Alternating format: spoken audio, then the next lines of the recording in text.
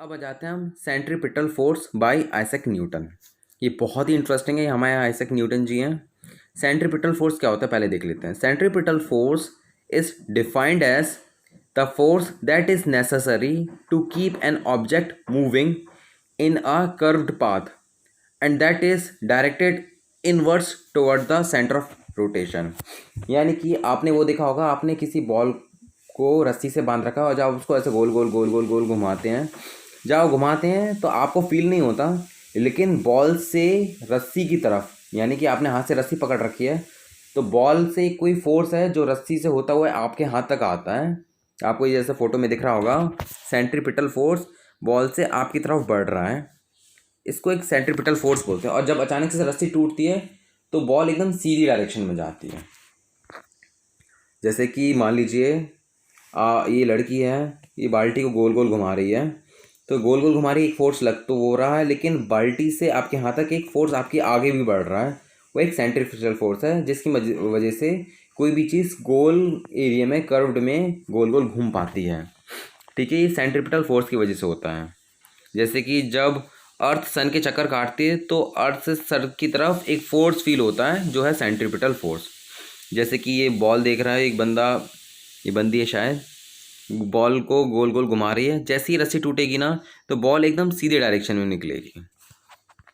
ये था आपका सेंट्रीपिटल फोर्स। जैसे मैंने आपको बताया, जैसे बॉल अगर इस एंगल पे टूटती है तो बॉल की जो दिशा होगी वो एक सीधी सी होगी। सेंट्रीफ्यूगल फोर्स और स्यूडो फोर्स, क्रिश्चियन होगन्स ने दिया था ये कॉन्सेप्ट। सेंट्रीफ्यूगल फोर्स क्या होता है? Is the outward inertial force on an object moving along a curved path। यानी कि ये सेंट्रीपिटल फोर्स का बिल्कुल अपोजिट है। सेंट्रीपिटल फोर्स क्या अंदर की तरफ लगता है और एक सेंट्रीफ्यूगल फोर्स है जो बाहर की तरफ लगता है। अब मैं ऐसे आपको कैसे समझाऊं, जैसे कि मान लीजिए दही है, जब हम उसको मथते हैं, यानी कि वो राई होती है, जब हम उससे गोल गोल मथते हैं तो दही को जब हम मथते हैं तो उससे बटर निकलता है और छाछ निकलता है, दही के अंदर से निकल रहा है, यानी कि एक फोर्स ऊपर की तरफ लग रहा है जिसकी वजह से दही की चीज़ें बन रही हैं।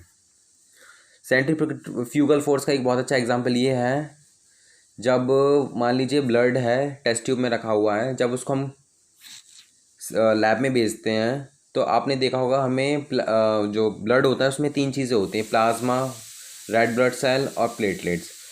ये सारी चीज़ें ब्लड के अंदर होती हैं, तो इसमें से ये तीनों चीज़ें निकालनी पड़ती है। जब हम ब्लड को, एक मशीन होती है जिसमें गोल गोल घुमाते हैं, तो गोल गोल घूमने से ब्लड के अंदर से एक फोर्स ऊपर की तरफ निकलता है, जिसकी वजह से ये तीनों चीज़ें अलग अलग हो जाती हैं। वो है आपका centrifugal force.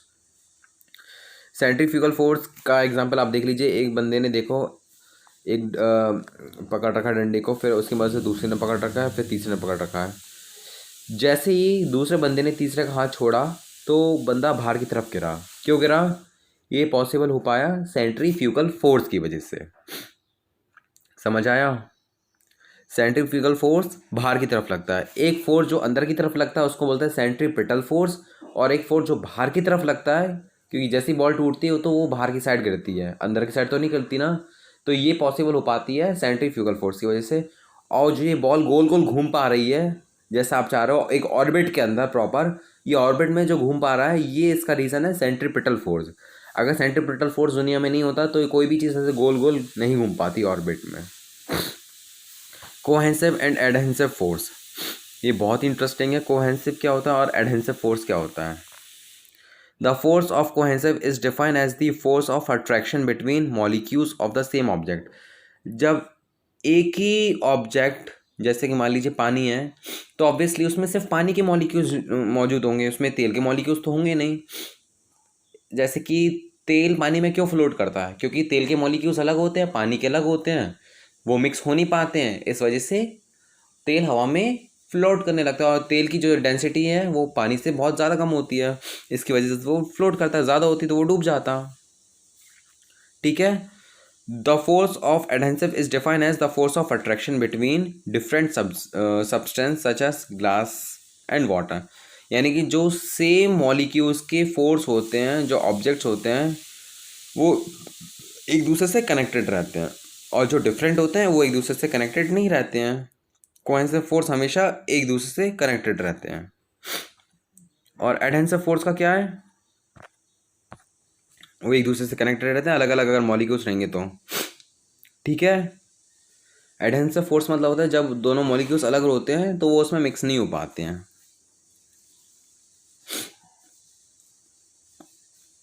Now capillary action, Robert Hooke. Capillary action क्या होता है? बहुत इंटरेस्टिंग है। आपने चिमनी ज़रूर देखी होगी। चिमनी में क्या होता है? मिट्टी का तेल होता है। जब हम जलाते हैं तो मिट्टी का तेल क्या होता है, उस बत्ती में ऊपर ऊपर चढ़ता है और चिमनी को लाइट कर देता है। आपको ये कैसे लगता है कि मिट्टी का तेल ऊपर चढ़ा कैसे? जैसे कि मान लीजिए एक पेपर है, उसको आपने हल्का सा पानी में डाला तो आपने देखा होगा वो पेपर, वो ऊपर तक उसका पानी चढ़ के आ जाता है। जब हम नहा के आते हैं और जब हम तौलिए से अपने हाथ पैर पहुँचते तो हमारा पूरा बदन सूख जाता है, और जो तौलिए के जो वो होते हैं, धागे होते हैं, वो पूरा पानी को सोख लेते हैं।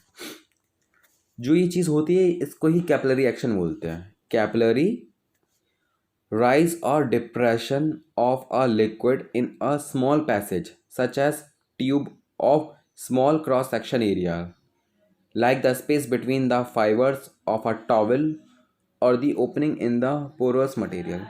यानी कि जो आपके टेस्ट ट्यूब की, जितना आपका ये जितना पतला टेस्ट ट्यूब है पानी उतना ऊपर राइज करता है, और जितना मोटा टेस्ट ट्यूब है पानी उतना कम राइज करता है। जब आपने टेस्ट ट्यूब को एक बीकर में रखा तो आपने देखा वो जो मोटे टेस्ट ट्यूब है उसका जो पानी का लेवल है वो कम बढ़ा है, और जो पतले टेस्ट ट्यूब है उसका पानी का लेवल बहुत ऊपर तक बढ़ गया। और जो पानी का लेवल अपने आप बढ़ जाना होता है इसको ही कैपिलरी एक्शंस बोलते हैं।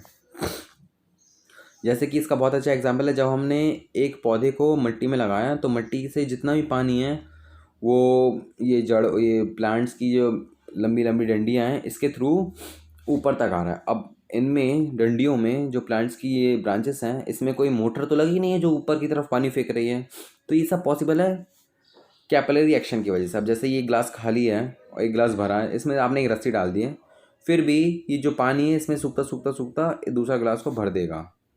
तो ये सब पॉसिबल होता है कैपिलरी एक्शंस की वजह से। अब आ जाते हैं हम बर्नौलीज प्रिंसिपल पे। बर्नौलीज प्रिंसिपल क्या है?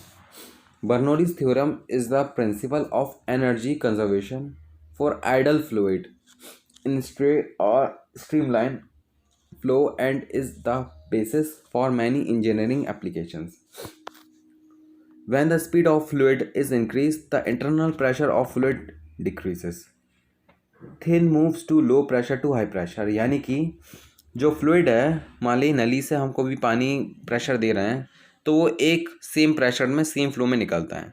जैसे ही हमने नदी का क्रॉस सेक्शन एरिया यानी कि कम कर दिया तो प्रेशर बढ़ जाता है। ये होता है, आपने देखा होगा ना। तो इसमें यही बोला गया है when the speed of fluid increases the internal pressure of a fluid decreases. आपको ये मैं फोटो के थ्रू बताता हूँ। बर्नौलीज प्रिंसिपल क्या बोलता है? ये बर्नौलीज प्रिंसिपल की वजह से ही फ्लाइट्स वगैरह हवा में उड़ पाती हैं। बर्नौलीज प्रिंसिपल यही बोलता है, जैसे कि आपने ये देखा होगा, बर्नौलीज प्रिंसिपल बोल रहा है जैसे कि आपने पिंग पोंग बॉल देखी है, एक बंदे ने मुंह से हवा छोड़ रहा है और ये बॉल हवा में उड़ रही है। जैसे आपको ये उड़ता हुआ दिख रहा है, वो इसलिए हो पा रहा है क्योंकि जो हम मुंह से हवा फेंक रहे हैं वो एक लो प्रेशर क्रिएट कर रहे हैं, और जो हवा इर्द गिर्द है वो है हाई प्रेशर। और हमेशा कोई भी चीज़ होती है, ऑब्जेक्ट होती है, वो हाई प्रेशर से लो प्रेशर की तरफ बढ़ता है। जैसे मान ली एक कमरा है, छोटा सा कमरा है, उसमें 50-100 लोग भरे पड़े हैं, यानी कि अंदर प्रेशर बढ़ रहा है और उसको सफोकेशन होने लगती है। तो लोग कहाँ अब आएंगे? लोग फिर बाहर की तरफ निकलना पसंद करेंगे या कमरे के अंदर ही बैठे रहेंगे? तो वो गेट से बाहर निकलने की कोशिश करेंगे, हाई प्रेशर से लो प्रेशर की तरफ बढ़ेंगे। समझे?